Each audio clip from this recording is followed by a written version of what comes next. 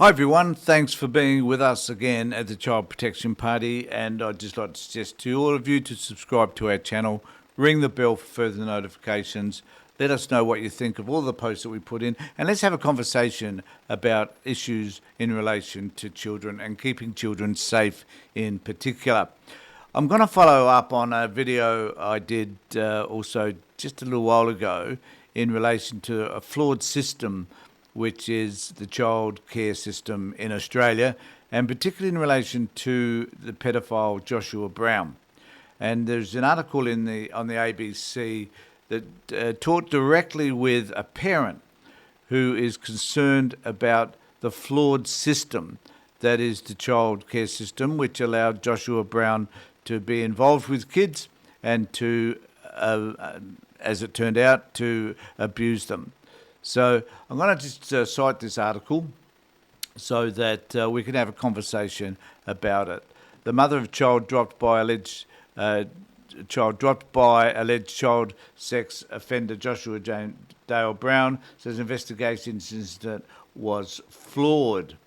Melbourne mother Helen says alleged child sex offender Joshua Dale Brown should have been removed from the sector 2 years ago after he was investigated for dropping her one-year-old baby at Creative Garden Early Learning Centre, Point Cook. This individual should not be allowed to work with any children, she told 7:30.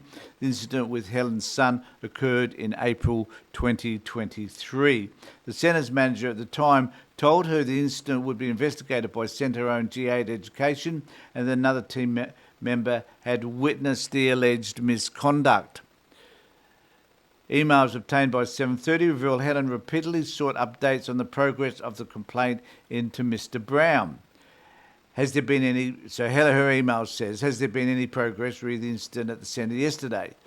I sent off the documentation to the department for notification and currently completing documentation to send to CCYP, which is the Victorian Commission of Children and Young People. The educator has been removed from the room during the investigation process and is not being left isolated in rooms with other children.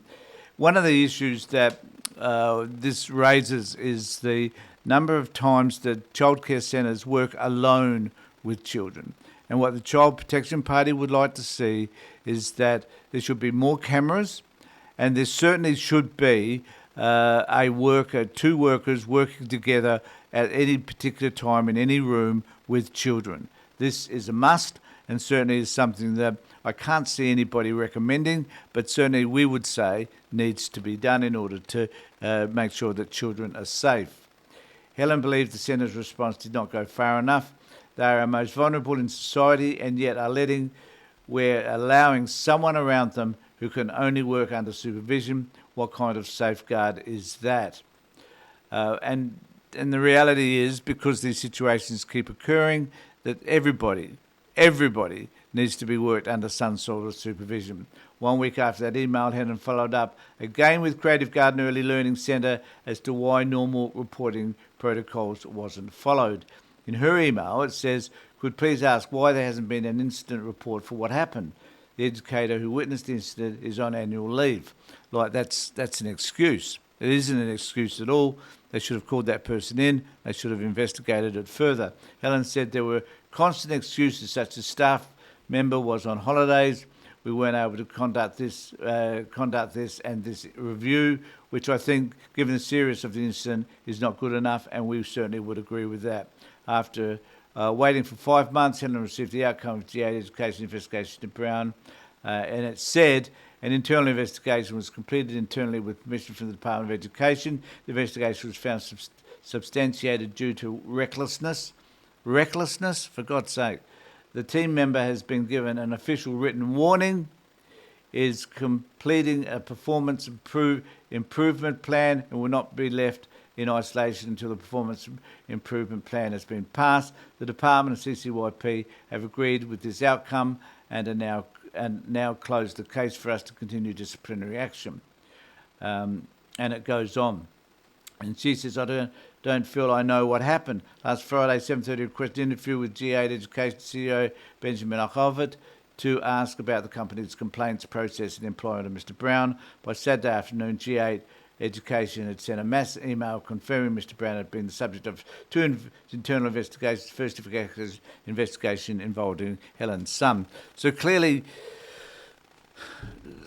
their failure, and this is a continual issue, and this is something that we're raising and which the Child Protection Party is adamant about, and that is that investigations are not thorough, that this person, they should have found a reason to dismiss this person or continue the investigation at a criminal level at the time that they investigated, but they chose not to do that.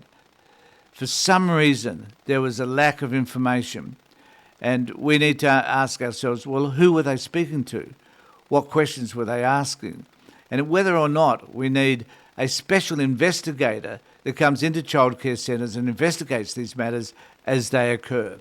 Let us know what you think in the comment section below. It's a conversation we need to have, and certainly we need to have this conversation because you need to be able to tell us what it is you think needs to be done in order to improve the system to ensure that your children are safe. In the meantime, take care, look after yourselves, and keep those people that you love safe.